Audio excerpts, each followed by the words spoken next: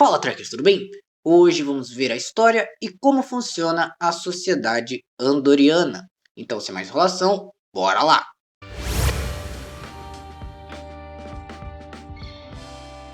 Os andorianos tinham pele azul e cabelos brancos grisalhos.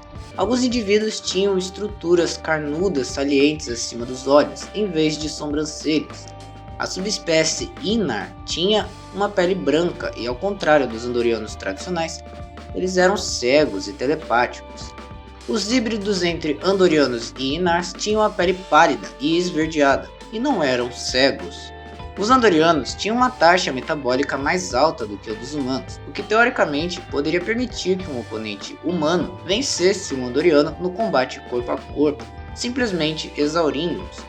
Isso também os tornava especialmente vulneráveis à infecção por fase de pulso, e mesmo pequenos ferimentos causados por pistolas de fase podem ser fatais.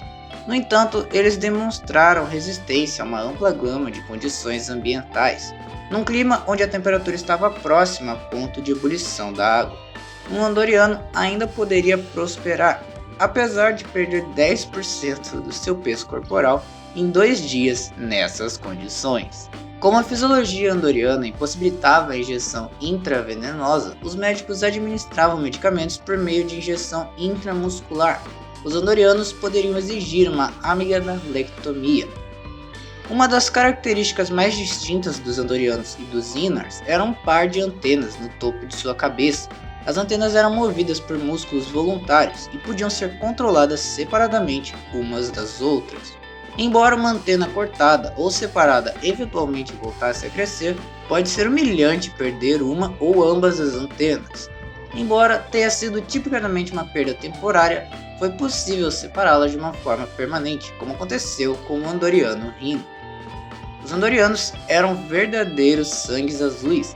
O sangue de Talas exibia qualidades não viscosas e translúcidas, e era tão azul escuro quanto as escoriações de Shiran. Suas línguas e gengivas andorianas alternavam do azul escuro ao rosa. Os andorianos aumentaram a perfusão em ambientes mais frios ao respirar o ar gelado de Andória. Shiran comentou como ele realmente faz o sangue correr.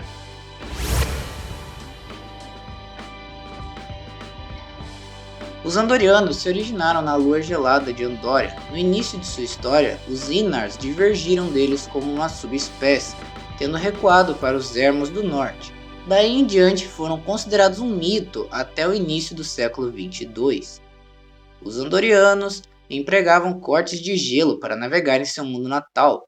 O primeiro a circunnavegar a lua chamava-se Kumari, nome que foi levado às futuras naves andorianas.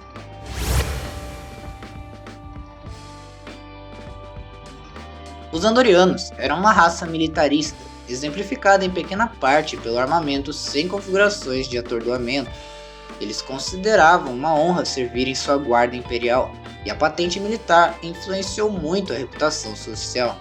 Deplorando a desonestidade e nunca lutando sem razão, os andorianos eram, no entanto, capazes de duplicidade.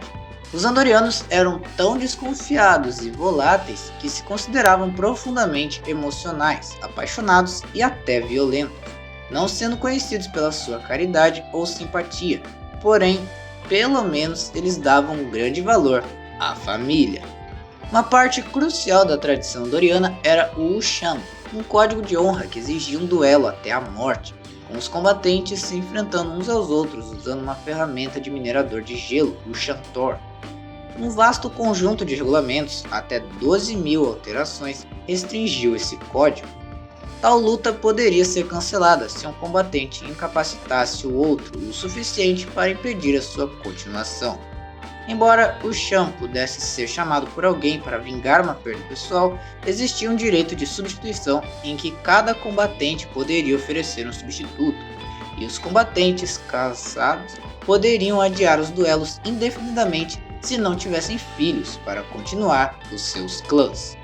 Os membros da Guarda Imperial Andoriana que morreram longe de casa podiam contar com seus companheiros para transportar uma parte deles, por exemplo, um pouco de seu sangue, de volta aos gelos andorianos, como uma honra especial.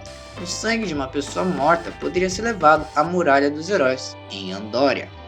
As mulheres desfrutavam de uma posição igualitária na sociedade andoriana, e como soldadas, elas eram tão capazes quanto os homens. Além disso, elas poderiam iniciar um relacionamento íntimo agredindo um homem. Os casamentos andorianos exigiam grupos de 4 pessoas, exceto em certas circunstâncias. Os andorianos eram conhecidos por sua determinação e resistência no combate físico. Em Andória, eles aprenderam a lutar com o Shantor quando ainda eram crianças. Os andorianos eram artistas prodígios. A mãe de Ezor Dax, Yanastinga, comprou azulejos andorianos pintados à mão para o seu solidário em 2375, e a Academia Andoriana foi amplamente considerada a melhor escola de arte da Federação. Como a maioria das espécies, a sociedade andoriana também abrigava a ideia do céu, um sonho de um lugar onde a criação surgiu. De acordo com Sybok, o irmão de Spock, a palavra para isso na língua andoriana era impronunciável. Então é isso, Treks. Espero que você tenha gostado. Deixe seu like, se inscreva no canal para mais vídeos como esse e compartilhe o vídeo para seus amigos, fãs de Star Trek. Tem aqui o último vídeo que eu postei e a playlist dessa série da Sociedade das Espécies de Star Trek. Clique em qualquer um deles aí para você continuar assistindo. Valeu e vida longa e próspera!